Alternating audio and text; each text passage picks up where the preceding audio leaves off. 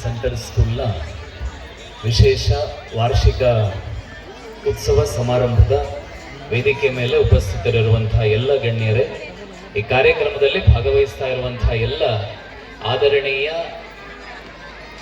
ಪೋಷಕ ಬಂಧುಗಳೇ ಹಾಗೂ ಪ್ರೀತಿಯ ವಿದ್ಯಾರ್ಥಿ ಸ್ನೇಹಿತರೆ, ಎಲ್ಲ ಪೋಷಕರುಗಳು ಕೂಡ ಕಾಯ್ತಾ ಇರುವಂತದ್ದು ತಮ್ಮ ಮಕ್ಕಳ ಡ್ಯಾನ್ಸ್ ಕಾರ್ಯಕ್ರಮವನ್ನ ನೋಡಬೇಕು, ಕಣ್ತುಂಬಿಸ್ಕೊಳ್ಬೇಕು ಅನ್ನುವಂತಹ ಬಹಳ ದೊಡ್ಡ ಉದ್ದೇಶದಿಂದ ತಾವುಗಳೆಲ್ಲ ಇಲ್ಲಿಗೆ ಬಂದಿದ್ದೀರಿ.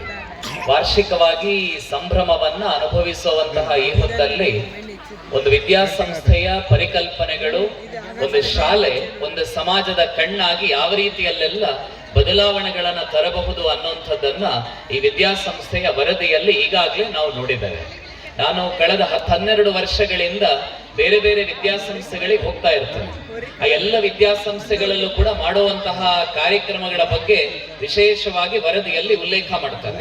ಆದ್ರೆ ಇದುವರೆಗೆ ಯಾವ ವಿದ್ಯಾಸಂಸ್ಥೆಗಳಲ್ಲೂ ಕೇಳದ, ಯಾವ ವಿದ್ಯಾಸಂಸ್ಥೆಗಳಲ್ಲೂ ನೋಡದ ಆ ಮಾದರಿಯ ಒಂದು ಪರಿಕಲ್ಪನೆಯನ್ನ ಶಾಲೆಯಲ್ಲಿ ತರಬಹುದು ಅನ್ನುವಂತಹ ಯೋಚನೆಯೇ ನನಗೆ ಬಂದಿತ್ತು ಈ ವಿದ್ಯಾಸಂಸ್ಥೆಯಲ್ಲಿ ಬಂದಾಗ ಒಂದು ಕಾರ್ಯಕ್ರಮದ ಮೂಲಕ. ಪ್ರಾಯಶಃ ತಾವುಗಳು ಕೂಡ ಅದನ್ನ ಗಮನಿಸಿರಬಹುದು ಅಂತ ನಾನು ಅಂದ್ಕೊಳ್ತೇನೆ. ನಮ್ಮ ಅನೇಕ ಮನೆಗಳಲ್ಲಿ ಡಾಕ್ಟರ್ ಅದನ್ನ ಉಲ್ಲೇಖ ಮಾಡಿದ್ರು. ನಾವು ಇಂಡಿಯನೈಸೇಷನ್ ಆಫ್ ವೆಸ್ಟರ್ನ್ ಎಜುಕೇಶನ್ ಏನಾಗಬೇಕಾಗಿತ್ತು, ಇವತ್ತು ಅದರ ವಿರುದ್ಧವಾದ ದಿಕ್ಕಿನಲ್ಲಿ ನಾವುಗಳು ಹೋಗ್ತಾ ಇದ್ದೇವೆ. ಆದ್ರೆ ಪೃಥ್ವಿ ಸೆಂಟ್ರಲ್ ಸ್ಕೂಲ್ ಅಲ್ಲಿ ಒಂದು ವಿಶೇಷವಾಗಿರುವಂತಹ ಕಾರ್ಯಕ್ರಮ ಮಾಡಿದ್ ಯಾವುದು ಅಂತಂದ್ರೆ, ನಮ್ಮ ಮನೆಗಳಲ್ಲಿ ನಾವು ಸಾಮಾನ್ಯವಾಗಿ ಮಾಡ್ತೇವೆ. ಇವತ್ತು ಅಮ್ಮನ ದಿನ, ಅಪ್ಪನ ದಿನ, ಟೀಚರ್ಸ್ ದಿನ, ಸ್ವಾತಂತ್ರ್ಯ ದಿನ, ಪ್ರಜಾಪ್ರಭುತ್ವ ದಿನ, ಈ ತರಹದ ಬೇರೆ ಬೇರೆ ರೀತಿಯ ಕಾರ್ಯಕ್ರಮಗಳನ್ನ ಮನೆಯಲ್ಲಿ ಸಾರ್ವಜನಿಕವಾಗಿ ವಿದ್ಯಾಸಂಸ್ಥೆಗಳಲ್ಲಿ ಮಾಡ್ತೇವೆ.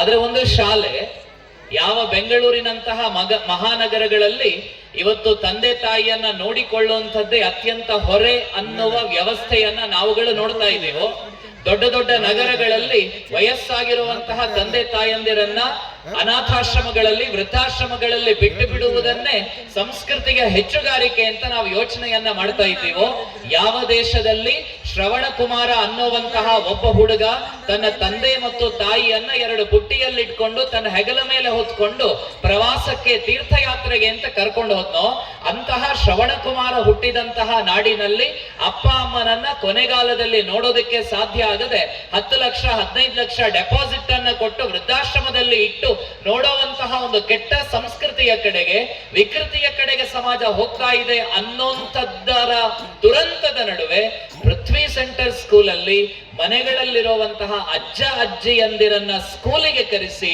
ಗ್ರ್ಯಾಂಡ್ ಪೇರೆಂಟ್ಸ್ ಡೇ ಅಂತ ಒಂದು ವಿಶೇಷವಾಗಿರುವ ಕಾರ್ಯಕ್ರಮವನ್ನ ಈ ಸಂಸ್ಥೆ ಯೋಚನೆ ಮಾಡಿದೆಯಲ್ಲ, ಅದಕ್ಕೋಸ್ಕರ ನಾವು ಸಂಸ್ಥೆಗೆ ಚಪ್ಪಾಳೆಯನ್ನ ತಟ್ಟಬೇಕಾಗಿರೋದು. ಸಂಸ್ಥೆಗೆ ನಿಮ್ಮ ಅಭಿನಂದನೆಗಳು ಬೇಕಾಗಿರೋದು ಚೆನ್ನಾಗಿರೋ ಕಟ್ಟಡ ನಿರ್ಮಾಣ ಮಾಡಿದ್ದಾರೆ ಅಂತಲ್ಲ. ನಾಳೆ ದಿವಸ ಪ್ರತಿ ಕ್ಲಾಸ್ ರೂಮ್ಗೆ AC ಹಾಕ್ತಾರೆ ಅನ್ನೋ ಕಾರಣಕ್ಕೋಸ್ಕರ ಅಲ್ಲ, ಪ್ರತಿ ಕ್ಲಾಸ್ ರೂಮ್ ಅಲ್ಲೂ ಸ್ಮಾರ್ಟ್ ಬೋರ್ಡ್ ತರ್ತಾರೆ ಅನ್ನೋ ಕಾರಣಕ್ಕೋಸ್ಕರ ನಾವು ಸಂಸ್ಥೆಗೆ ಶಬಾಷ್ ಹೇಳುವಂಥದ್ದಲ್ಲ. ಈ ಸಂಸ್ಥೆ ಅಜ್ಜ ಅಜ್ಜಿಯನ್ನ ಗೌರವಿಸಿದಾಗ ತಂದೆ ತಾಯಿಯನ್ನ ಗೌರವಿಸೋದು ಸಹಜವಾಗಿಯೇ ಬಂದು ಬಿಡುತ್ತೆ. ಅಪ್ಪ ಅಮ್ಮ ತನ್ನ ತಂದೆ ತಾಯಿಯನ್ನ ಗೌರವಿಸಿದಾಗ ಮಗು ಅದನ್ನ ನೋಡುತ್ತೆ. ಓ, ನನ್ನ ಅಪ್ಪ ಅಮ್ಮ ಅಜ್ಜ ಅಜ್ಜಿಯನ್ನ ಗೌರವಿಸ್ತಾರೆ ಅಂದ್ರೆ ನಾನ್ ದೊಡ್ಡವನಾದ್ಮೇಲೆ ನನ್ನ ಅಪ್ಪ ಅಮ್ಮನನ್ನ ಚೆನ್ನಾಗಿ ನೋಡ್ಕೊಳ್ಬೇಕು ಅಂತ ಆ ಮಗು ತಿಳ್ಕೊಳ್ಳೋದಕ್ಕೋಸ್ಕರ ಒಂದು ವಿಶೇಷವಾಗಿರೋ ಕಾರ್ಯಕ್ರಮವನ್ನ ಇಲ್ಲಿ ಹಮ್ಮಿಕೊಂಡಿದ್ದೀರಲ್ಲ, ಅದಕ್ಕಾಗಿ ನಾನು ಅಭಿನಂದನೆಗಳನ್ನು ಆರಂಭದಲ್ಲೇ ಸಲ್ಲಿಸ್ತಾ ಇದ್ದೇನೆ. ಮೇಡಮ್ 3 ಜಿಗಳ ಬಗ್ಗೆ ಉಲ್ಲೇಖ ಮಾಡಿದ್ರು. ಮಾತಾಜಿ, ಪಿತಾಜಿ ಮತ್ತು ಗುರೂಜಿ ಅನ್ನುವಂತಹ 3 ಜಿಗಳ ಬಗ್ಗೆ ಉಲ್ಲೇಖ ಮಾಡಿದ್ರು. ನಮ್ಮ ದೇಶದಲ್ಲಿ ಒಂದು ವಿಶಿಷ್ಟವಾಗಿರುವಂತಹ ಪರಂಪರೆ ಇದೆ. ಪ್ರತಿ ವಿದ್ಯಾಸಂಸ್ಥೆಯಲ್ಲೂ ಕೂಡ ಇವಾಗಿನ ಹಾಗೆ ಕಟ್ಟಡಗಳೆಲ್ಲ ಒಂದು ಕಾಲದಲ್ಲಿ ಇರಲಿಲ್ಲ. ಗುರುಗಳ ಮನೆಗೆ ವಿದ್ಯಾರ್ಥಿಗಳು ಹೋಗುವಂತಹ ಒಂದು ಗುರುಕುಲ ಪದ್ಧತಿ ಅಂತ ಇತ್ತು. ಆ ಗುರುಕುಲ ಪದ್ಧತಿಯಲ್ಲಿ ವಿದ್ಯಾರ್ಥಿಗಳ 12 ವರ್ಷ ಶಿಕ್ಷಣ ಪಡೆದ ಬಳಿಕ ವಾಪಸ್ ತಮ್ಮ ಮನೆಗೆ ಹೋಗ್ತಾರೆ. ಗೃಹಸ್ಥಾಶ್ರಮ ಧರ್ಮವನ್ನ, ಮದುವೆ ಮಕ್ಕಳು ಗೃಹಸ್ಥಾಶ್ರಮವನ್ನ ನೆರವೇರಿಸೋದಕ್ಕೋಸ್ಕರ ವಾಪಸ್ ಮನೆಗೆ ಹೋಗ್ತಾರೆ. ಆಗ ಮನೆಗೆ ಹೋಗುವಂತಹ ಸಂದರ್ಭದಲ್ಲಿ ಎಲ್ಲ ವಿದ್ಯಾರ್ಥಿಗಳನ್ನ ಎದುರುಗಡೆ ಕುಳ್ಳಿರಿಸಿಕೊಂಡು ಅಧ್ಯಾಪಕರು ಕೊನೆಯದಾಗಿ ಒಂದು ಉಪದೇಶ ಮಾಡ್ತಾರೆ. ಆ ಸಮಾರಂಭವನ್ನ ಸಮಾವರ್ತನ ಸಮಾರಂಭ ಅಂತ ಕರೀತಾರೆ. ಅಂದ್ರೆ ಇವತ್ತಿನ ಕಾಲಘಟ್ಟದಲ್ಲಿ ನಾವು ಮಾತನಾಡೋದಾದ್ರೆ ಸೆಂಡ್ ಆಫ್ ಕಾರ್ಯಕ್ರಮ ಅಂತ ಕರೀತಾರೆ. ಈ ಕಾರ್ಯಕ್ರಮದಲ್ಲಿ ಅಧ್ಯಾಪಕನಾದಂಥವನು ವಿದ್ಯಾರ್ಥಿಗಳಿಗೆ ಕಟ್ಟಕಡೆಯದಾಗಿ ಕೊಡುವಂತಹ ಬೋಧನೆ ಇದು. ಇವತ್ತು ನಾವೇನ್ ಹೇಳ್ತೇವೆ, ನಮ್ಮ ಶಾಲೆಗಳಲ್ಲಿ, ನಮ್ಮ ಕಾಲೇಜುಗಳಲ್ಲಿ, ನಮ್ಮ ಒಟ್ಟು ಶೈಕ್ಷಣಿಕ ವ್ಯವಸ್ಥೆ ಹೇಗಾಗಿದೆ ಅಂತಂದ್ರೆ, ಡಿಗ್ರಿ ಮಾಡು, ಉದ್ಯೋಗ ಸಂಪಾದನೆ ಮಾಡು, 5 ಡಿಜಿಟ್ ಸ್ಯಾಲರಿ ತಗೋ, 4 ವೀಲ್ ವೆಹಿಕಲ್ ತಗೋ, 3 ಬೆಡ್ರೂಮಿನ ಮನೆ ಇರ್ಲಿ, 2 ಮುದ್ದಾಗಿರೋ ಮಕ್ಕಳಿರ್ಲಿ, ಒಬ್ಬ ಗಂಡ ಅಥವಾ ಹೆಂಡತಿ ಜೊತೆಗೆ ಆರಾಮದಲ್ಲಿ ಜೀವನ ಮಾಡು ಅನ್ನೋ 5, 4, 3, 2, 1 ಚಿಂತನೆಯನ್ನ ನಮ್ಮ ಶಿಕ್ಷಣ ವ್ಯವಸ್ಥೆ ಕೊಡ್ತಾ ಇದೆ. ಆದ್ರೆ ಪ್ರಾಚೀನ ಕಾಲದ ಗುರುಗಳು ವಿದ್ಯಾರ್ಥಿ ಶಾಲೆ ಬಿಟ್ಟು ಹೋಗಬೇಕಾಗಿದ್ರೆ, ಗುರುಕುಲ ಬಿಟ್ಟು ಹೋಗಬೇಕಾಗಿದ್ರೆ ಹೇಳ್ಕೊಡ್ತಾ ಇದ್ದಂತಹ ಅಂಶ ಸತ್ಯಂ ವದ ಧರ್ಮಂ ಚರ, ಸದಾಕಾಲ ಸತ್ಯವನ್ನೇ ಹೇಳು, ಧರ್ಮ ಮಾರ್ಗದಲ್ಲೇ ನಡಿ, ಸ್ವಾಧ್ಯಾಯ ಪ್ರವಚನಾಭ್ಯಾಂ ನ ಪ್ರಮದಿತವ್ಯಂ. ನಿನ್ನ ಎಜುಕೇಶನ್ ಮುಗೀತು, ನಿನ್ ಡಿಗ್ರಿ ಮುಗೀತು, ನಿನ್ MBBS ಆಯ್ತು, ನಿನ್ MSc ಆಯ್ತು, ನಿನ್ PhD ಆಯ್ತು, ನಿನ್ B.Ed ಆಯ್ತು ಅಂತಂದ್ರೆ ಎಜುಕೇಶನ್ ಮುಗೀತು ಅಂತಲ್ಲ. ಎಜುಕೇಶನ್ ಎಲ್ಲಿಗೆ ಮುಗಿಯೋದು ಅಂತಂದ್ರೆ ನಿನ್ನ ಕೊನೆ ಉಸಿರು ಹೋಗೋ ತನಕ ಕೂಡ ನೀನು ಯಾವ ಕಾಲಕ್ಕೂ ಕೂಡ ವಿದ್ಯಾರ್ಥಿಯೇ. ಡಾಕ್ಟರ್ ಅಬ್ದುಲ್ ಕಲಾಂ ರನ್ನ ಒಬ್ಬರ ಪ್ರಶ್ನೆ ಮಾಡಿ ಕೇಳ್ತಾರಂತೆ, ನಿಮ್ ಬದುಕಿನ ಆಸೆ ಏನು ಅಂತ. ಅವಾಗ ಡಾಕ್ಟರ್ APJ ಅಬ್ದುಲ್ ಕಲಾಂ ಹೇಳೋದಿಲ್ಲ ನನಗೆ ಒಳ್ಳೆ ಸೂಟ್ ಬೇಕು, ಒಳ್ಳೆ ಬೂಟ್ ಬೇಕು ಅಂತ ಕಲಾಂಜಿ ಹೇಳಿಲ್ಲ. BMW ಕಾರ್ ಬೇಕು ಅಂತ ಕಲಾಂಜಿ ಹೇಳಿಲ್ಲ. ಮನೆ ತುಂಬಾ ನೋಟಿನ ಕಂತೆ ಕಂತೆ ರಾಶಿ ಇರಬೇಕು ಅಂತ ಹೇಳಿಲ್ಲ. ಅಬ್ದುಲ್ ಕಲಾಂ ಅವರು ಹೇಳ್ತಾರೆ, I want to die teaching. ನಾನು ಸಾಯ್ಬೇಕು. ಹೇಗೆ ಸಾಯಬೇಕು ಅಂತಂದ್ರೆ ಪಾಠ ಮಾಡ್ತಾ ವಿದ್ಯಾರ್ಥಿಗಳಿಗೇನೋ ಹೇಳ್ತಾ ಹೇಳ್ತಾ ನಾನು ಸತ್ತೋಗ್ಬೇಕು ಅಂತ ಒಂದು ಉನ್ನತವಾಗಿರುವ ಯೋಚನೆಯನ್ನ ಕಲಾಂಜಿ ತಗೊಂಡ್ರಲ್ಲ. ಅದು ಈ ದೇಶದ ಸಂಸ್ಕೃತಿಯ ಪ್ರತೀಕ, ಅದು ಗುರುಕುಲ ವ್ಯವಸ್ಥೆಯ ಪ್ರತೀಕ. ಆ ಗುರುಕುಲವೇ ನಮಗೆ ಹೇಳ್ಕೊಡ್ತು, ಮಾತೃದೇವೋ ಭವ, ನಿನ್ನ ತಾಯಿಯನ್ನ ದೇವರು ಅಂತ ತಿಳ್ಕೊ. ಪೃಥ್ವಿ ಅದನ್ನೇ ಮಾಡಿ ತೋರಿಸ್ತು. ಪಿತೃದೇವೋ ಭವ, ನಿನ್ ತಂದೆಯನ್ನ ದೇವರು ಅಂತ ತಿಳ್ಕೊ. ಪೃಥ್ವಿ ಅದನ್ನ ಮಾಡಿ ತೋರಿಸ್ತು. ಆಚಾರ್ಯ ದೇವೋ ಭವ, ನಿನಗೆ ಪಾಠ ಕಲಿಸುವಂತಹ ಗುರೂಜಿಯನ್ನ ದೇವರು ಅಂತ ತಿಳ್ಕೊ. ಪೃಥ್ವಿ ಅದನ್ನ ಮಾಡಿ ತೋರಿಸ್ತು. 4ನೆಯದನ್ನ ಪೃಥ್ವಿ ಇವತ್ತು ನಮ್ಮೆಲ್ಲರಿಗೂ ಮಾಡಿದೆ. ಅತಿಥಿ ದೇವೋ ಭವ, ಯಾರು ನಿನ್ನ ಮನೆಗೆ ಬರ್ತಾನೆ ಆ ಅತಿಥಿಯನ್ನ ದೇವರು ಅಂತ ತಿಳ್ಕೊ. 5ನೆಯದನ್ನ ಪೃಥ್ವಿ ಮುಂದಿನ ದಿವಸಗಳಲ್ಲಿ ತೋರಿಸೋದಕ್ಕಿದೆ, ರಾಷ್ಟ್ರ ದೇವೋ ಭವ. ಈ ವಿದ್ಯಾಸಂಸ್ಥೆಯಿಂದ ಯಾವೆಲ್ಲ ವಿದ್ಯಾರ್ಥಿಗಳು ಹೊರಗಡೆ ಹೋಗ್ತಾರೆ ಅವರೆಲ್ಲ ದೇಶದ ಆಸ್ತಿಯನ್ನಾಗಿ ಪೃಥ್ವಿ ಸೆಂಟರ್ ಸ್ಕೂಲ್ ಮಾಡಿ ಅವರನ್ನ ಹೊರಗಡೆ ಕಳಿಸ್ಕೊಡತ್ತೆ. ಈ ದೇಶವನ್ನ ದೇವರು ಅಂತ ತಿಳಿದುಕೊಳ್ಳುವಂತಹ ಪರಿಕಲ್ಪನೆ, ಇದನ್ನೇ ನಿಜವಾಗಿರುವ ಶಿಕ್ಷಣ ಅಂತ ಕರೀತಾರೆ. ನಮ್ಮ ದೇಶದ ಮಾಜಿ ರಾಷ್ಟ್ರಪತಿಗಳು ಡಾಕ್ಟರ್ S ರಾಧಾಕೃಷ್ಣನ್ ಅವರು, ಅವರನ್ನ ಒಂದು ಬಾರಿ ಒಂದು ಶಾಲೆಯಲ್ಲಿ, ಒಂದು ಯೂನಿವರ್ಸಿಟಿಯಲ್ಲಿ ಕಾರ್ಯಕ್ರಮ ಕರಿಬೇಕಾಗಿದ್ರೆ ಅವ್ರು ಅಂದಿದ್ರಂತೆ, ನಮ್ಮನ್ನೆಲ್ಲ ಯಾಕೆ ಕರಿತೀರಿ ಯೂನಿವರ್ಸಿಟಿಯ ಕಾರ್ಯಕ್ರಮಗಳಿಗೆ? ನೀವು ಯಾರನ್ನಾದ್ರೂ ಕರಿತೀರಿ ಅಂತಂದ್ರೆ ಯಾವುದಾದ್ರೂ ವೇದ ವಿದ್ಯಾಸಂಸ್ಥೆಯ ಆಚಾರ್ಯರನ್ನ ಕರೀರಿ, ಅವ್ರ ಹತ್ರ ಉಪನಿಷತ್ತಿನ ಶಿಕ್ಷಾವಲ್ಲಿ ಪಾಠವನ್ನ ಮಕ್ಕಳಿಗೆ ಮಾಡಿಸಿ. ಯಾವ ವಿದ್ಯಾರ್ಥಿ ಶಿಕ್ಷಾವಲ್ಲಿ ಪಾಠವನ್ನ ಸರಿಯಾಗಿ ಕೇಳ್ಕೊಳ್ತಾನೆ ಅವನ ಜೀವನದಲ್ಲಿ ಯಾವತ್ತೂ ತಪ್ಪು ಮಾಡೋದಕ್ಕೆ ಸಾಧ್ಯ ಇಲ್ಲ. ಆ ಶಿಕ್ಷಾವಲ್ಲಿಯಲ್ಲಿ ಏನಿದೆ ಅಂತಂದ್ರೆ ಒಂದು ಪ್ರಶ್ನೆಯನ್ನ ಕೇಳ್ತಾರಂತೆ. ಇವತ್ತಿಲ್ಲಿ ಸೇರಿರುವಂತಹ ಎಲ್ಲ ಪೋಷಕರುಗಳು ಕೂಡ ನಾಳೆ ಬೆಳಗ್ಗಿನ ದಿವಸ ನಿಮ್ಮ ಮಗು ಎದ್ದ ಮೇಲೆ ಈ ಪ್ರಶ್ನೆ ಕೇಳಿ, ಅದ್ರ ಜೊತೆಗೆ ಉತ್ತರ ಕೂಡ ಕೊಡಿ. ಒಂದ್ ಪ್ರಶ್ನೆ ಕೇಳ್ತಾರಂತೆ ಒಂದು ಶಾಲೆಯಲ್ಲಿ ಟೀಚರ್ಸ್ ಮಕ್ಕಳ ಹತ್ರ, ಪುಟ ಮಕ್ಕಳೇ, ಈ ಜಗತ್ತಿನಲ್ಲಿರುವ ಅತ್ಯಂತ ಶ್ರೇಷ್ಠವಾದ ಪವಿತ್ರವಾದ ತೀರ್ಥಕ್ಷೇತ್ರ ಯಾವುದು ಅಂತ ಒಂದು ಪ್ರಶ್ನೆಯನ್ನ ಕೇಳಿದ್ರಂತೆ. ಮಕ್ಕಳೆಲ್ಲ ಉತ್ತರ ಕೊಡೋದಿಕ್ ಶುರು ಮಾಡಿದ್ರು. ಸವದತ್ತಿ ಯಲ್ಲಮ್ಮ ಜಗತ್ತಿನ ಪವಿತ್ರವಾದ ತೀರ್ಥಕ್ಷೇತ್ರ. ಇನ್ನೊಬ್ಬ ಹುಡುಗ ಎದ್ದೇಳದ, ಇಲ್ಲ ಇಲ್ಲ 3000 ಮಠ ಜಗತ್ತಿನ ಅತ್ಯಂತ ಎತ್ತರವಾದ ತೀರ್ಥಕ್ಷೇತ್ರ. ಮತ್ತೊಬ್ಬ ಹೇಳ್ದ, ಇಲ್ಲ ಕೂಡಲ ಸಂಗಮ ಜಗತ್ತಿನ ಪವಿತ್ರವಾದ ತೀರ್ಥಕ್ಷೇತ್ರ. ಮತ್ತೊಬ್ಬ ಹೇಳ್ದ, ಕುಂಭಮೇಳದ ಪ್ರಯಾಗ, ಅಯೋಧ್ಯ, ಕಾಶಿ, ಮಥುರಾ, ಧರ್ಮಸ್ಥಳ, ಸುಬ್ರಹ್ಮಣ್ಯ ಇವೆಲ್ಲ ಜಗತ್ತಿನ ಎತ್ತರವಾದ ಶ್ರೇಷ್ಠವಾದ ಪವಿತ್ರವಾದ ತೀರ್ಥಕ್ಷೇತ್ರಗಳು. ಅವಾಗ ಟೀಚರ್ ಆ ಮಕ್ಕಳನ್ನೆಲ್ಲ ತಿದ್ದು ಬಿಟ್ಟು ಹೇಳ್ತಾರಂತೆ, ಸರಿಯಪ್ಪ, ಪ್ರಯಾಗ, ಯಲ್ಲಮ್ಮ ಎಲ್ಲ ಕರೆಕ್ಟೇ, ಆದರೆ ನಿಜವಾಗಿರುವ ಪವಿತ್ರವಾಗಿರುವ ತೀರ್ಥಕ್ಷೇತ್ರ ಅಂತ ಈ ಜಗತ್ತಿನಲ್ಲಿ ಯಾವುದಾದರೂ ಒಂದು ಇದ್ದರೆ ಅದು ನಿಮ್ಮ ತಾಯಿಯ ಮಡಿಲು ಅಂತಂದ್ರಂತೆ. ಅಮ್ಮನ ಮಡಿಲಿಗಿಂತ ಪವಿತ್ರವಾದ ತೀರ್ಥಕ್ಷೇತ್ರ ಎಲ್ಲಿದೆ? ಇವತ್ತಿಗೂ ಅಷ್ಟೇ ನಿಮ್ಮಲ್ಲಿ ಎಷ್ಟೇ ಕಾಸಿರ್ಬೋದು, ಎಷ್ಟೇ ದುಡ್ಡಿರ್ಬೋದು, ಎಂಥ ದೊಡ್ಡ ಬಂಗಲೆಯಲ್ಲೇ ನೀವು ವಾಸ ಮಾಡಿರ್ಬೋದು, ನಿಮ್ಮ ಮನೆಯ ಬೆಡ್ರೂಮ್ ಅಲ್ಲಿ ಕರ್ಲಾನಿನ 4-5 ಅಟ್ಟಿ ಮೆತ್ತನೆಯ ಹಾಸಿಗೆ ಇರಬಹುದು.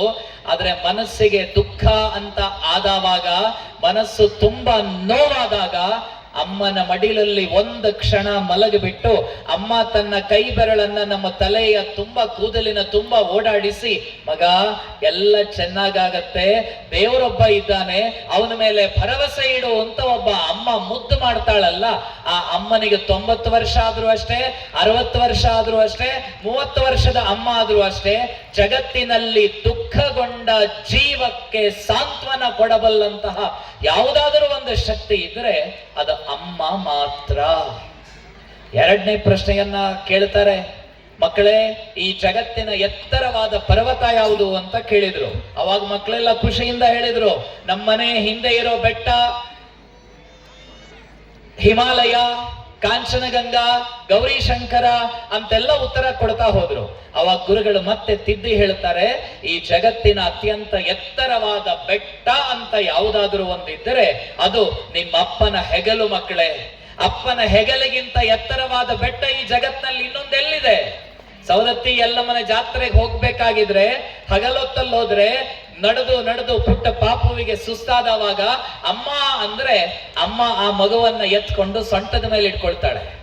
ರಾತ್ರಿ ಹೊತ್ತಲ್ಲಿ ಮಕ್ಕಳಿಗೆ ನಡೆದಾಡಬೇಕಾಗಿದ್ರೆ ನೆನಪಾಗೋದು ಅಪ್ಪ ಮಾತ್ರ. ಅಪ್ಪ ಅಂತ ಹೇಳಿದ್ರೆ ಅಪ್ಪ ಸೊಂಟದ ಮೇಲೆಲ್ಲ ಇಟ್ಕೊಂಡು ನಡೆದಾಡುವಂತಹ ಕ್ರಮವೇ ಇಲ್ಲ, ಸಂಪ್ರದಾಯವೇ ಇಲ್ಲ. ಅಪ್ಪ ಮಕ್ಕಳನ್ನ ಎತ್ಕೊಳ್ಳೋದು ಎಲ್ಲಿ ಅಂತಂದ್ರೆ ಹೆಗಲ ಮೇಲೆ ಹಾಕೊಂಡು ಒಂದು ಕಾಲನ್ನ ಈ ಕಡೆ ಒಂದ್ ಕಾಲನ್ನ ಈ ಕಡೆ ಹಾಕಿ 2 ಕೈಗಳನ್ನ ಎತ್ತು ಬಿಟ್ಟು ತನ್ನ ಮಗ ಮೇಲ್ಗಡೆ ಕೂತ್ಕೊಂಡಿರುವಂಥದ್ದು ತನ್ನ ಮಗ ಅಲ್ಲ, ತನ್ನ ಮಗಳು ಅಲ್ಲ, ಸಾಕ್ಷಾತ್ ಈಶ್ವರನೇ, ಸಾಕ್ಷಾತ್ ಪಾರ್ವತಿಯೇ ನನ್ನ ಹೆಗಲ ಮೇಲಿದ್ದಾಳೆ ಅನ್ನುವಂತಹ ಭಾವನೆಯೊಂದಿಗೆ ಒಬ್ಬ ಅಪ್ಪ ತನ್ನ ಮಗುವನ್ನ ಜೋಪಾನ ಮಾಡಬೇಕಾಗಿದ್ರೆ ಆ ಮಗುವಿಗೂ ಅನ್ನಿಸ್ತದೆ, ನಾನು ಯಾರ ಹೆಗಲ ಮೇಲಿದ್ದೇನೆ ಅಂತಂದ್ರೆ ಅಪ್ಪನ ಹೆಗಲ ಮೇಲಿಲ್ಲ, ಸಾಕ್ಷಾತ್ ಇಂಡಿಯನ್ ಆರ್ಮಿ ಹೆಗಲ ಮೇಲೆ ನಾನಿದ್ದೇನೆ ಅಂತ ಆ ಮಗುವಿಗೂ ಕೂಡ ಅನ್ನಿಸುವಂತಹ ಆ ಹೆಗಲು. ಇವತ್ತು ನನ್ನ ಅಪ್ಪ ಮನೆಯಲ್ಲಿದ್ದಾರೆ, ನನಗೊಂದ್ಸರ್ತಿ ಅಪ್ಪ ನಿಮ್ ಹೆಗಲ ಮೇಲೆ ಕೂತ್ಕೊಳ್ಬೇಕು ಅಂತ ನಾನು ಕುಳಿತುಕೊಂಡ್ರೆ ಮರು ದಿವಸದಿಂದ ನನ್ನ ಅಪ್ಪ ಮೇಲ್ಗಡೆ ಹೇಳೋದಿಕ್ ಸಾಧ್ಯ ಇಲ್ಲ. ಆದ್ರೆ ಆ ಒಂದು ಕಾಲ ಇತ್ತಲ್ಲ, ಅಪ್ಪನ ಹೆಗಲ ಮೇಲೆ ಕೂತ್ಕೊಳ್ಳೋದು, ಅಮ್ಮನ ಮಡಿಲಲ್ಲಿ ಮಲಗೋದು, ಕಷ್ಟ ಬಂದಾಗ ಸುಖ ಬಂದಾಗ ಅಜ್ಜ ಅಜ್ಜಿ ಹತ್ರ ಹೋಗೋದು, ಅಜ್ಜ ಅಜ್ಜಿ ಹೇಳುವಂತಹ ಕಥೆಗಳನ್ನ ಕೇಳೋದು. ಇವತ್ತು ನಮ್ಮ ಮನೆಗಳಲ್ಲಿ ಅದಕ್ಕೇನಾದ್ರೂ ವ್ಯವಸ್ಥೆ ಇಲ್ಲ ಅಂತಂದ್ರೆ ಮಕ್ಕಳಿಗೆ ಮೋಸ ಮಾಡ್ತಿದೀವಿ ಅಂತ ಅರ್ಥ. ಫೀಸ್ ಕೊಟ್ಟು ಶಾಲೆಗೆ ಸೇರಿಸೋದಷ್ಟೇ ಪೋಷಕರ ಜವಾಬ್ದಾರಿ ಅಲ್ಲ. ಮಾರ್ಕ್ಸ್ ಕಾರ್ಡ್ ನೋಡಿ ಯಾಕೋ ಮಾರ್ಕ್ ಕಡಿಮೆ ಅಂತ ಹೇಳೋದಷ್ಟೇ ಪೋಷಕರ ಜವಾಬ್ದಾರಿ ಅಲ್ಲ. 4 ಮಾರ್ಕ್ಸ್ ಕಡಿಮೆ ಬಂದರೂ ಚಿಂತೆ ಇಲ್ಲ, ಮಗು ಸಂಸ್ಕೃತಿ ಮತ್ತು ಸಂಸ್ಕಾರದಿಂದ ಆ ಕಡೆ ಈ ಕಡೆ ಹೋಗದೇ ಇರುವಂತದ್ದೇ ಇವತ್ತಿನ ಕಾಲದ ಅತ್ಯಂತ ದೊಡ್ಡ ಅನಿವಾರ್ಯತೆ. ಅದನ್ನೇ ಸಮಾಜ ಅಪೇಕ್ಷೆ ಪಡುತ್ತೆ, ಅದನ್ನೇ ಈ ದೇಶ ಅಪೇಕ್ಷೆ ಪಡುತ್ತೆ. ನಾವೆಲ್ಲ ನಮ್ಮ ಮಕ್ಕಳಲ್ಲಿ ಒಂದು ಪ್ರತಿಭೆ ಇದೆ. BO ಸಾಹೇಬ್ರು ಅದನ್ನ ಉಲ್ಲೇಖ ಮಾಡಿದ್ರು. ಸಾಂಕೇತಿಕವಾಗಿ ಒಂದು ಮಗುವಿಗೆ ಹೆಡ್ ಬಾಯ್ ಹೆಡ್ ಗರ್ಲ್, ಆ ಮಗುವಿಗೆ ಬೆಸ್ಟ್ ಬಾಯ್ ಬೆಸ್ಟ್ ಗರ್ಲ್ ಅಂತ ಕೊಟ್ಟಿದೆ. ಆದ್ರೆ ನಮ್ಮ ಮನೆಯಲ್ಲಿರುವಂತಹ ಪ್ರತಿ ಮಗುವು ಕೂಡ ದ ಬೆಸ್ಟೇ. ಅಮ್ಮನ ಪಾಲಿಗೆ ಅಪ್ಪನ ಪಾಲಿಗೆ ಪ್ರತಿ ಮಗು ಕೂಡ ಬೆಸ್ಟೇ. ಆ ಮಗುವನ್ನ ಕೇವಲ ಗ್ರೇಟ್ ಮಾಡೋದಲ್ಲ, ಆ ಮಗುವನ್ನ ಕೇವಲ ಗುಡ್ ಮಗುವನ್ನಾಗಿ ಮಾಡೋದಲ್ಲ, ಆ ಮಗುವನ್ನ ಬೆಸ್ಟ್ ಮಗುವನ್ನಾಗಿ ಮಾಡಬೇಕಾಗಿರುವಂತಹ ಅಗತ್ಯ ಎಲ್ಲ ತಂದೆ ತಾಯಿಯರ ಮೇಲಿದೆ. ಅದರಲ್ಲೂ ಕೂಡ ತಾಯಿಯ ಜವಾಬ್ದಾರಿ ಜಾಸ್ತಿ. ಹಿರಿಯರು ಅದನ್ನೇ ತಾನೇ ಹೇಳಿದ್ದು, ಮನೆಯ ಮೊದಲ ಪಾಠಶಾಲೆ, ಜನನಿ ತಾನೇ ಮೊದಲ ಗುರುವು, ಜನನಿಯಿಂದ ಪಾಠ ಕಲಿತ ಜನರು ಧನ್ಯರು. ಎಲ್ಲಾದ್ರೂ ಹೇಳಿದ್ರ ಪೃಥ್ವಿ ಸೆಂಟರ್ ಸ್ಕೂಲಿನ ಟೀಚರ್ ಅಮ್ಮನಿಂದ ಕಲಿತಂತಹ ಮಕ್ಕಳು ಧನ್ಯರು ಅಂತ ಎಲ್ಲೂ ಹೇಳಿಲ್ಲ. ಜನನಿಯಿಂದ ಪಾಠ ಕಲಿತ ಜನರು ಧನ್ಯರು. ಅಮ್ಮ ಆ ಪ್ರಾಡಕ್ಟ್ ಅನ್ನ ತಂದು ಪೃಥ್ವಿಗೆ ಹಾಕ್ತಾರೆ. ಪೃಥ್ವಿ ಆ ಮಗುವನ್ನ ಇಡೀ ಪೃಥ್ವಿಯನ್ನ ಆಳಬಲ್ಲಂತಹ ಶ್ರೇಷ್ಠ ನಾಯಕನನ್ನಾಗಿ ಈ ವಿದ್ಯಾಸಂಸ್ಥೆಯಿಂದ ಹೊರಗಡೆ ಕೊಡುತ್ತೆ. ಇದು ವಿದ್ಯಾಸಂಸ್ಥೆಯೊಂದರ ಪರಿಕಲ್ಪನೆ. ನಮ್ಮೆಲ್ಲ ಮನೆಯ ಮಕ್ಕಳಲ್ಲಿ ಆ ಶಕ್ತಿ ಇದೆ, ಆ ಸಾಮರ್ಥ್ಯ ಇದೆ. ಯಾವ ಕಾರಣಕ್ಕೂ ಕೂಡ ನಿಮ್ಮ ಮಗುವಿನ ಮೇಲಿನ ನಂಬಿಕೆಯನ್ನ, ಭರವಸೆಯನ್ನ ನೀವು ಕಳ್ಕೊಳ್ಬೇಡಿ. ಯಾವ ಕಾರಣಕ್ಕೂ ನಂಬಿಕೆಯನ್ನ ನೀವು ಕಳ್ಕೊಳ್ಬೇಕಾಗಿಲ್ಲ. ಆ ಮಗುವಿನೆಲ್ಲ ಶಕ್ತಿ ಇದೆ. ಸಾಧನೆ ಮಾಡಬೇಕು, ಕೆಚ್ಚು ಬೇಕು, ಹುರುಪು ಬೇಕು, ಆಟಿಟ್ಯೂಡ್ ಬೇಕು, ಶಿಸ್ತು ಬೇಕು, ಎಲ್ಲವನ್ನ ಗೆಲ್ಲಬಲ್ಲೆ ಅನ್ನುವಂತಹ ಕೆಚ್ಚು ಯಾರಲ್ಲಿದೆಯೋ ಅವನು ಮಾತ್ರ ಜಗತ್ತನ್ನ ಗೆಲ್ಲೋದಕ್ಕೆ ಸಾಧ್ಯ. ನಿಮಗೆಲ್ಲ ಉಸೇನ್ ಬೋಲ್ಟ್ ಅಂತ ಒಬ್ಬನ ಹೆಸರು ಗೊತ್ತಿರಬಹುದು. ಜಮೈಕಾದ ಓಡುವ ಚಿರತೆ ಅಂತ ಕರೀತಾರೆ. ಜಮೈಕಾ ದೇಶದವನು. ಅವನು 4 ವರ್ಷಕ್ಕೊಮ್ಮೆ ಮಾತ್ರ ಜನರಿಗೆ ಕಾಣಿಸೋದು. ಆಮೇಲೆ 4 ವರ್ಷ ಎಲ್ಲೋಗ್ತಾನೆ ಅಂತ ಯಾರಿಗೂ ಗೊತ್ತಿಲ್ಲ. ಒಂಥರ ನಮ್ಮ ದೇಶದ ನಾಗಾ ಸಾಧುಗಳ ಹಾಗೆ ಕುಂಭಮೇಳಕ್ಕೆ ಮಾತ್ರ ಪ್ರತ್ಯಕ್ಷ ಆಗ್ತಾರೆ, ಮಧ್ಯದಲ್ಲಿ ಎಲ್ಲಿರ್ತಾರೆ ಅಂತ ಯಾರಿಗೂ ಗೊತ್ತಿಲ್ಲ.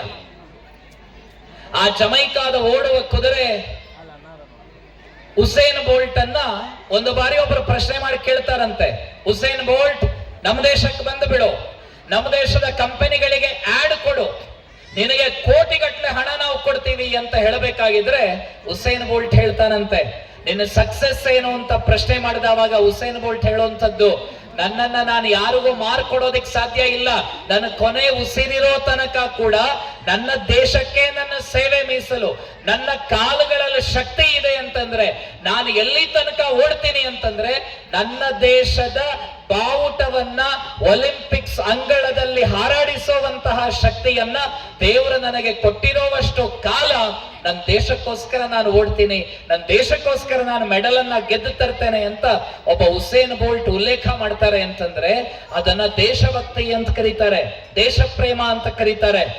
ಮೊಟ್ಟ ಮೊದಲ ಬಾರಿಗೆ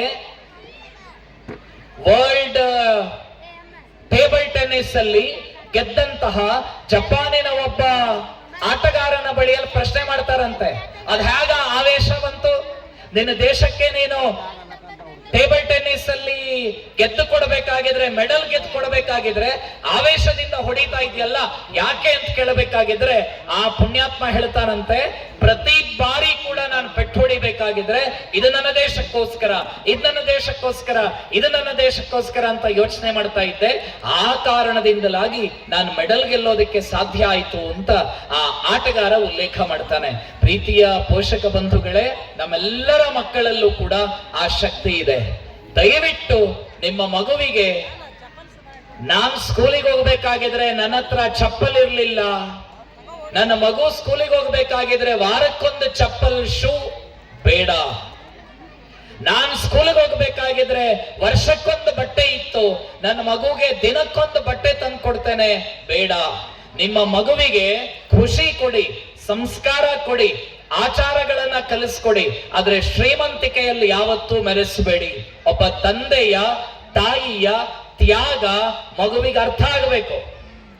ಮುತ್ಯಾಲ್ ರೆಡ್ಡಿ ಅಂತ ಒಬ್ಬ ಅಪ್ಪ ಕಳೆದ ಡಿಸೆಂಬರ್ ತಿಂಗಳಲ್ಲಿ 2024 ಡಿಸೆಂಬರ್ 2 ತಿಂಗಳು ಪೂರ್ತಿ ಆಗಿಲ್ಲ, ಆಸ್ಟ್ರೇಲಿಯಾದಲ್ಲಿ MCG ಅಂತ ಒಂದು ಕ್ರಿಕೆಟ್ ಕ್ರೀಡಾಂಗಣ, ಮೆಲ್ಬರ್ನ್ ಕ್ರಿಕೆಟ್ ಗ್ರೌಂಡ್, ಪ್ರತಿಯೊಬ್ಬ ಕ್ರಿಕೆಟ್ ಆಟಗಾರನ ಡ್ರೀಮ್ ಗ್ರೌಂಡ್ ಅದು. ಅದರಲ್ಲಿ ಒಂದು ವಿಕೆಟ್ ತೆಗೆದು ಬಿಟ್ರೆ ಆತ ವರ್ಲ್ಡ್ ಫೇಮಸ್, ಒಂದು 4 ಒಂದು 6 ಹೊಡೆದು ಬಿಟ್ರೆ ವರ್ಲ್ಡ್ ಫೇಮಸ್. ಆ MCG ಯಲ್ಲಾದಂತಹ boxing day test cricket match Bharat ಮತ್ತು ಆಸ್ಟ್ರೇಲಿಯಾದ ನಡುವೆ ನಡೆಯಿತು. ನಿರ್ಣಾಯಕ ಪಂದ್ಯ ಅದು. ಸೀರೀಸ್ ಅಲ್ಲಿ ಭಾರತ ಸೋತೋಯ್ತು ಬಿಡಿ. 21 ವರ್ಷದ ಭಾರತದ ಒಬ್ಬ ಹುಡುಗ ಕ್ರಿಕೆಟ್ ಆಟ ಆಡ್ತಾ ಇದ್ದ. ಆತ ಒಂದೊಂದು 4 ಒಂದೊಂದು 6 ಹೊಡಿಬೇಕಾಗಿದ್ರೆ ಕ್ಯಾಮರಾದವರೆಲ್ಲ ಫೋಕಸ್ ಮಾಡ್ತಾ ಇದ್ರು. ಆತ 50 ಆಯ್ತು, 60 ಆಯ್ತು, 70 ಆಯ್ತು, 80 ಆಯ್ತು, 90 ಆಯ್ತು, ಭಾರತದ 9 ವಿಕೆಟ್ ಹೋಯ್ತು. ಅವಾಗ ಕ್ಯಾಮರಾಮ್ಯಾನ್ ಎಲ್ಲ ಮೈದಾನದಿಂದ ಹೊರಗಡೆ ಪ್ರೇಕ್ಷಕರ ಗ್ಯಾಲರಿಯಲ್ಲಿದ್ದಂತಹ ಒಬ್ಬರ ಮೇಲೆ ಕ್ಯಾಮರಾ ಫೋಕಸ್ ಮಾಡ್ತಾ ಇತ್ತು. 10ನೇ ವಿಕೆಟ್ ಪಾರ್ಟ್ನರ್ಶಿಪ್ ಬಂದಿದ್ದು ಮೊಹಮ್ಮದ್ ಸಿರಾಜ್. ಈ 21 ವರ್ಷದ ಹುಡುಗ ಆಡಬೇಕಾಗಿದ್ರೆ ಮೈದಾನದ ಹೊರಗಡೆ ಇದ್ದಂತಹ 50 ವರ್ಷದ ಮಧ್ಯ ವಯಸ್ಸಿನ ವ್ಯಕ್ತಿ ಸುಮ್ಮನೆ ಇರ್ತಾ ಇದ್ರು, ಖುಷಿ ಪಡ್ತಾ ಇದ್ರು. ಮೊಹಮ್ಮದ್ ಸಿರಾಜ್ ಆಡಬೇಕಾಗಿದ್ರೆ ಮೇಲ್ಗಡೆ ನೋಡಿ ನಮಸ್ಕಾರ ಮಾಡ್ತಾ ಇದ್ರು. ಕಾರಣ ಏನು ಅಂತಂದ್ರೆ ಮೊಹಮ್ಮದ್ ಸಿರಾಜ್ ಔಟ್ ಆದ್ರೆ 90ರಲ್ಲಿರುವಂತಹ 21 ವರ್ಷದ ಹುಡುಗ ನಾಟ್ ಔಟ್ ಆಗಿ ಪೆವಿಲಿಯನ್ಗೆ ಹಿಂದಕ್ಕೆ ಹೋಗ್ಬೇಕು. ಕೊನೆಗೂ ಈ 21 ವರ್ಷದ ಹುಡುಗ ರನ್ ಹೊಡೆದ, 100 ಅನ್ನ ಮಾಡದ, ಆ ಬ್ಯಾಟ್ ಅನ್ನ ತಂದು ನೆಲಕ್ಕೂರ್ದ, ಅದರ ಮೇಲೆ ಹೆಲ್ಮೆಟ್ ಅನ್ನ ಇಟ್ಟ, ಸೆಲ್ಯೂಟ್ ಹೊಡೆದ. ಮೈದಾನದ ಹೊರಗಡೆ ಇದ್ದಂತಹ 50 ವರ್ಷದ ಆ ಹುಡುಗನ ತಂದೆ ಕಣ್ಣೀರ್ ಹಾಕಿದ್ರು. ಕೊಹ್ಲಿ ಅಣ್ಣ ಸೆಂಚುರಿ ಹೊಡಿಬೇಕಾಗಿದ್ರೆ ಅನುಷ್ಕಾ ಬಾಬಿ ಕಣ್ಣೀರ್ ಹಾಕಿದ್ ನಾನು ಯಾವತ್ತೂ ನೋಡಿಲ್ಲ. ರೋಹಿತ್ ಶರ್ಮಾ ಸೆಂಚುರಿ ಹೊಡಿಬೇಕಾಗಿದ್ರೆ ಹೆಂಡತಿ ಕಣ್ಣೀರ್ ಹಾಕಿದ್ ನಾನು ನೋಡಿಲ್ಲ. ಮಹೇಂದ್ರ ಸಿಂಗ್ ಧೋನಿ ಥಂಡರ್ ಸ್ಪೀಡ್ ಅಲ್ಲಿ ಸ್ಟಂಪ್ ಮಾಡಬೇಕಾಗಿದ್ರೆ ಹೆಂಡತಿ ಕಣ್ಣೀರ್ ಹಾಕಿದ್ ನಾನು ನೋಡಿಲ್ಲ. ಆದರೆ 21 ವರ್ಷದ Nitish Kumar Reddy IPL SRH player, Bharat cricket ತಂಡದ ಅತ್ಯಂತ ಕಡಿಮೆ ವಯಸ್ಸಿನಲ್ಲಿ ಸಾಧನೆ ಮಾಡಿದ ನಿತೀಶ್ ಕುಮಾರ್ ರೆಡ್ಡಿ 100 ಹೊಡಿಬೇಕಾಗಿದ್ರೆ ಮೈದಾನದ ಹೊರಗಡೆ ಇದ್ದ ಮುತ್ಯಾಲ್ ರೆಡ್ಡಿ ಕಣ್ಣ ತುಂಬ ನೀರು. ಯಾಕೆ ನೀರು ಅಂತಂದ್ರೆ, ಆ ಮುತ್ಯಾಲ್ ರೆಡ್ಡಿಗೆ ಕೆಲಸ ಆಗಿತ್ತು ಉತ್ತರ ಭಾರತದಲ್ಲಿ. ಆ ಕೆಲಸ ಬಿಟ್ಟು ಮಗ ಕ್ರಿಕೆಟರ್ ಆಗಬೇಕು ಅಂತ ತನ್ನ ಕೆಲಸ ಎಲ್ಲ ಬಿಟ್ಟು ವಿಶಾಖಪಟ್ಟಣಂಗೆ ಬಂದು ಮಗನ ಕನಸನ್ನೇ ತನ್ನ ಬದುಕಿನ ಕನಸನ್ನಾಗಿ ಮುತ್ಯಾಲ್ ರೆಡ್ಡಿ ಪರಿವರ್ತನೆ ಮಾಡದ. ನಿತೀಶ್ ಕುಮಾರ್ ರೆಡ್ಡಿಗೆ 14-15 ವರ್ಷ ಆಗಬೇಕಾಗಿದ್ರು ಸೀರಿಯಸ್ನೆಸ್ ಬಂದಿರಲಿಲ್ಲ. ಒಂದು ದಿವಸ ಅಪ್ಪನ ಕಷ್ಟ ಏನು ಅಂತ ಗೊತ್ತಾಯ್ತು. ನಿತೀಶ್ ಕುಮಾರ್ ರೆಡ್ಡಿ ಬದಲಾದ. ತನ್ನ ಅಪ್ಪ ತನಗೋಸ್ಕರ ರಕ್ತವನ್ನ ಬೆವರನ್ನಾಗಿ ಪರಿವರ್ತನೆ ಮಾಡ್ತಾರೆ. ನನ್ನ ಅಪ್ಪನಿಗೆ ಮೋಸ ಮಾಡಬಾರದು ಅಂತ ಯೋಚನೆ ಮಾಡಿದ ನಿತೀಶ್ ಇವತ್ತು ವರ್ಲ್ಡ್ ಕ್ಲಾಸ್ ಕ್ರಿಕೆಟರ್ ಆಗಿ ಹೊರಹೊಮ್ಮಿದ್ದಾನೆ. ನಮ್ಮ ಮಕ್ಕಳಿಗೆ ನಾವು ಕಲಿಸ್ಕೊಡಬೇಕಾಗಿರುವಂಥದ್ದು ನಮ್ಮ ಕಷ್ಟಗಳನ್ನ, ನಮ್ಮ ಸುಖಗಳನ್ನಲ್ಲ. ಬರೀ ಸುಖಗಳಲ್ಲೇ ಬೆಳೆಯುವಂತಹ ಮಗುವಿಗೆ ನಾಳೆ ದಿವಸ ಬದುಕು ಕಷ್ಟ ಅಂತೇನೋ ಕೊಟ್ಟಾವಾಗ ಮಕ್ಕಳು ಪತರುಗುಟ್ಟು ಹೋಗ್ತಾರೆ. ಈ ಮಾದರಿಯಲ್ಲಿ ನಮ್ಮ ಮಕ್ಕಳನ್ನ ಬೆಳೆಸುವಂಥದ್ದಲ್ಲ. ನಮ್ಮ ಮಕ್ಕಳಲ್ಲಿ ಕನಸನ್ನ ತುಂಬಿಸುವಂತಹ ಕೆಲಸವನ್ನ ಅಪ್ಪ ಅಮ್ಮ ಪ್ರತಿ ದಿವಸ ಮಾಡಬೇಕು. ಕಲಾಂ ಚಾಚಾ ಅದನ್ನ ಹೇಳ್ತಾರೆ. ಏನು ಕನಸಂದ್ರೆ, ನಮ್ಮ ಮಕ್ಕಳಿಗೂ ಇವತ್ತು ಕನಸು ಬೀಳ್ತದೆ, ಅಲ್ಲೆಲೆ ಅಲ್ಲೆಲೆ ಅಂತೆಲ್ಲ ನಮ್ಮ ಮಕ್ಕಳಿಗೆ ಕನಸು ಬೀಳ್ತದೆ. ಕೆಲವು ಮಕ್ಕಳ ಕನಸು ಇನ್ನೂ ವಿಚಿತ್ರವಾಗಿದೆ. ಸರಿಯಾಗಿರ್ತಾರೆ ಆ ಮಕ್ಕಳು. ಪುಷ್ಪ ಅಂತ ಒಂದು ಸಿನಿಮಾ ಬಂತು, ಅಲ್ಲು ಅರ್ಜುನ್ ಸಿನಿಮಾ ನೋಡಿದ್ರು. ಸರಿಯಾಗಿರುವಂತಹ ಮಕ್ಕಳು ಕೂಡ ಇವತ್ತು ರಾತ್ರಿ ನಿದ್ದೆಯಲ್ಲೂ ಕುಂಟ್ಕೊಂಡು ನಡ್ಕೊಂಡು ಹೋಗ್ತಾರೆ. ಸರಿ ಇರೋ ಮಕ್ಕಳು ಪುಷ್ಪ ಸ್ಟೈಲು, ಪುಷ್ಪನನ್ನ ಫಾಲೋ ಮಾಡೋದಿಕ್ಕೆ ಹೋದ್ರು. ಅದೇ ಮಾದರಿಯಲ್ಲಿ ಮರಗಳ ಸ್ಮಗ್ಲಿಂಗ್ ಮಾಡೋದಕ್ಕೆ ಉತ್ತರ ಪ್ರದೇಶದಲ್ಲಿ ಹೋದ್ರು. 100 ಜನ ಹೊಸ ಕಳ್ಳರು, ಹೊಸ ಅನುಭವ ಪೊಲೀಸ್ ಸ್ಟೇಷನ್ ಅಲ್ಲಿ ಇದ್ದಾರೆ. ಅಲ್ಲು ಅರ್ಜುನ್ ಮೇಲೆ ಕೇಸ್ ಆದ್ರೆ ಹೊರಗಡೆ ಬರೋದಕ್ಕೆ 10 ನಿಮಿಷದ ಕೆಲಸ. ಅಲ್ಲು ಅರ್ಜುನ್ ಫಿಲಂ ಇಂದ ಇನ್ಸ್ಪೈರ್ ಆಗಿ ಅದೇ ಮಾದರಿಯಲ್ಲಿ ಕಳ್ಳತನ ಮಾಡಿದವರ ಮನೆಯಲ್ಲಿ ಇವತ್ತು 2 ತುತ್ತು ಗಂಜಿಗೂ ಕೂಡ ತತ್ವಾರ. ನಿಮ್ ಹೀರೋಯಿಸಂ ಏನು ಅನ್ನೋದನ್ನ ಮಕ್ಕಳಿಗೆ ಹೇಳಿಕೊಡಬೇಕು. ಪೃಥ್ವಿಯಲ್ಲಿ ಜುಲೈ 26ನೇ ತಾರೀಕಿಗೆ ಒಂದು ಕಾರ್ಯಕ್ರಮ ಮಾಡಿದ್ರಲ್ಲ, ಆ ಕಾರ್ಯಕ್ರಮ ಯಾವುದಕ್ಕೆ ಅಂತಂದ್ರೆ ನಿಮ್ಮ ಮಕ್ಕಳ ಹೀರೋ ಯಾರು ಅನ್ನೋದನ್ನ ತೋರಿಸೋದಕ್ಕೋಸ್ಕರ 2024 ಜುಲೈ 26ಕ್ಕೆ ಒಂದು ಕಾರ್ಯಕ್ರಮ ಮಾಡಿದ್ದು. ಅದು ಬರೀ ಕಾರ್ಯಕ್ರಮ ಅಲ್ಲ, 25th ಆನಿವರ್ಸರಿ. ಅದು ಯಾವುದರ ಆನಿವರ್ಸರಿ? ಕಾರ್ಗಿಲ್ ವಿಜಯ ದಿವಸ್ನ 25th ಆನಿವರ್ಸರಿಯನ್ನ ಇಲ್ಲಿ ಮಾಡಿದ್ರಲ್ಲ. ನಮ್ಮ ಮಕ್ಕಳ ನಿಜವಾಗಿರುವ ಹೀರೋ ಯಾರು ಅನ್ನೋದನ್ನ ಪೃಥ್ವಿ ಸೆಂಟ್ರಲ್ ಸ್ಕೂಲ್ ಹೇಳಿಬಿಟ್ಟಿದೆ. ಸೋಲ್ಜರ್ ನಮ್ಮ ನಿಜವಾಗಿರುವ ಹೀರೋ, ಆ ಸೈನಿಕ ನಮ್ಮ ನಿಜವಾಗಿರುವಂತಹ ನಾಯಕ ಅನ್ನೋದನ್ನ ಹೇಳ್ಕೊಟ್ಟಿದ್ಯಲ್ಲ. ಆ ಕನಸನ್ನ ತುಂಬಿ ನಿದ್ದೆ ಮಾಡುವಾಗ ಕಾಣುವಂಥದ್ದು ಕನಸಲ್ಲ. Dream is not that what you see in sleep. ನಿದ್ದೆಯಲ್ಲಿ ಕಾಣೋದು ಕನಸಲ್ಲ. It is the thing which doesn't allow you to sleep. ನೀವು ಮಲಗಬೇಕು ಅಂತ ಅನ್ನಿಸಿದವಾಗಲೆಲ್ಲ ನೀನ್ IAS ಆಗ್ಬೇಕು, ನೀನ್ IPS ಆಗ್ಬೇಕು, ನೀನ್ ಡಾಕ್ಟರ್ ಆಗ್ಬೇಕು, ನೀನ್ ಇಂಜಿನಿಯರ್ ಆಗ್ಬೇಕು, ನೀನ್ ರೈತ ಆಗ್ಬೇಕು, ನೀನ್ ಆರ್ಮಿ ಮ್ಯಾನ್ ಆಗ್ಬೇಕು ಅನ್ನುವಂತಹ ಸ್ಫೂರ್ತಿಯನ್ನ ಯಾವುದು ತುಂಬಿಸತ್ತೋ ಅದನ್ನ ಕನಸು ಅಂತ ಕರೀತಾರೆ. ಆ ಕನಸಿನ ಮೂಲಕ ನಮ್ಮೆಲ್ಲ ಮಕ್ಕಳನ್ನ ಕೂಡ ಬೆಳೆಸುವಂತಹ ಬಹಳ ದೊಡ್ಡ ಜವಾಬ್ದಾರಿಯನ್ನ ಪೃಥ್ವಿ ಶಿಕ್ಷಣ ಸಂಸ್ಥೆ ಹೊತ್ಕೊಂಡಿದೆ.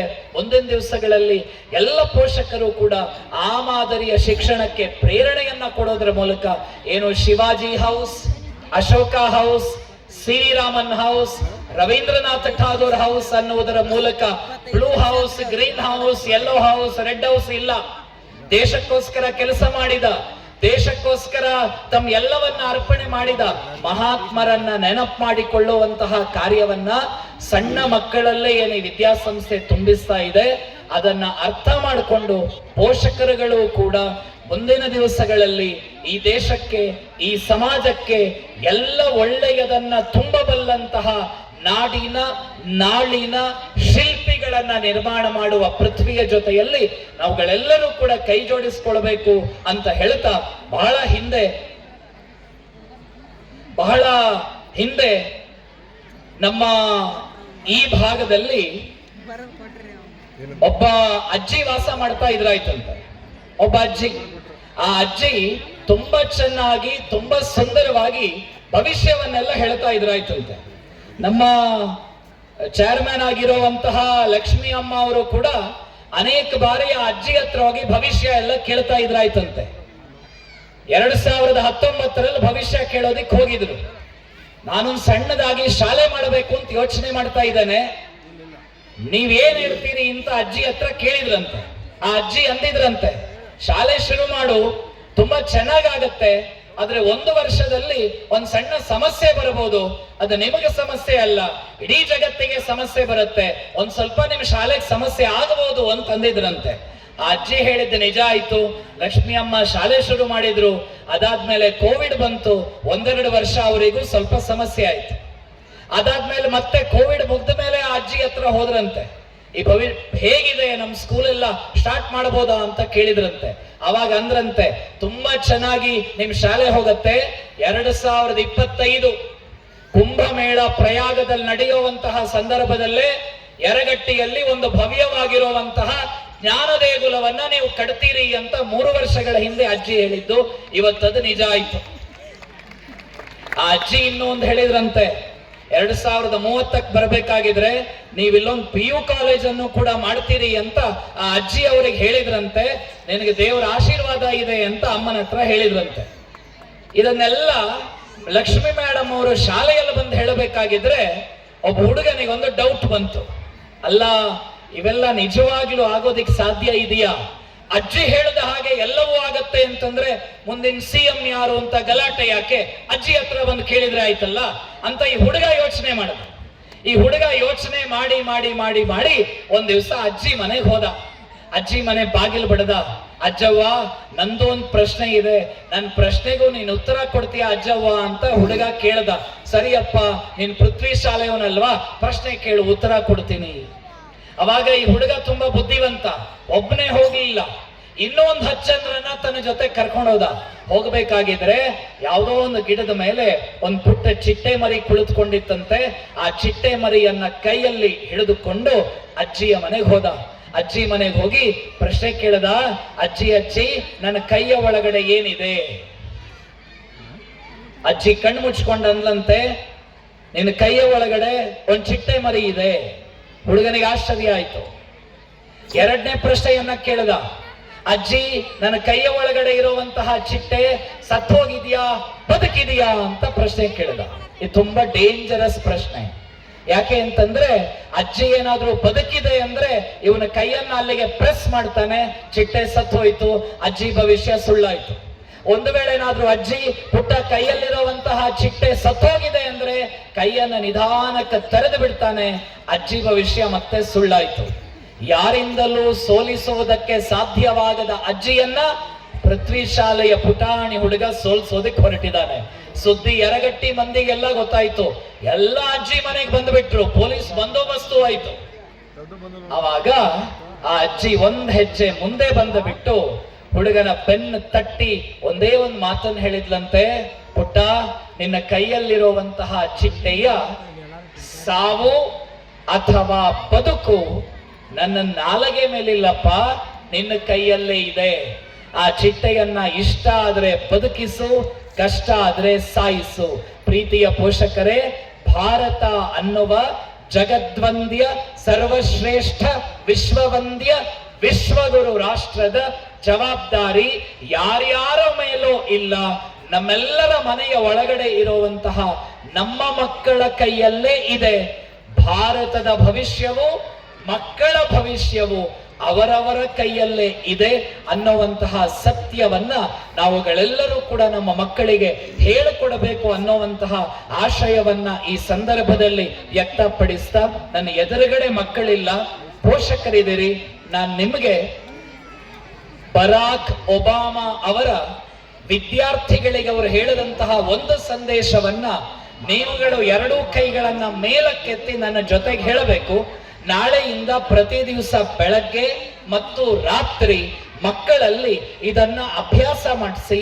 ನಾಳೆ ಅಭ್ಯಾಸ ಮಾಡಿಸಿದ್ರೆ ನಾಡಿದ್ದು ಬದಲಾವಣೆ ಆಗಲ್ಲ, 10 ವರ್ಷ 20 ವರ್ಷ ಬಿಟ್ಟು ಪೃಥ್ವಿಯ ಆಶಯ ಆ ಮಗುವಿನ ಮೂಲಕ ಖಂಡಿತವಾಗ್ಲೂ ಆಗತ್ತೆ ಅಂತ ಹೇಳ್ತಾ, ಎಲ್ಲ ಪೋಷಕರುಗಳು ಕೂಡ ನಿಮ್ಮ ಕೈಗಳನ್ನ ಮೇಲಕ್ಕೆತ್ತಿ ನನ್ನ ಜೊತೆಗೆ ಬರಾಕ್ ಒಬಾಮಾ ಅವರು ವಿದ್ಯಾರ್ಥಿಗಳಿಗೆ ಕೊಟ್ಟಂತಹ ಸಂದೇಶವನ್ನ ಜೋರಾಗಿ ನನ್ನ ಜೊತೆಗೆ ಹೇಳಿ. Yes I can. ಪೋಷಕರೆಲ್ಲ ಜೋರಾಗಿ ಹೇಳಿ. Yes I can. Yes I will. Yes I can. Yes I will. I am the best. I am the champion. I am the best. I am the champion. I can do anything. I can do everything. Yes, I can. Yes, I will. Yes, we can.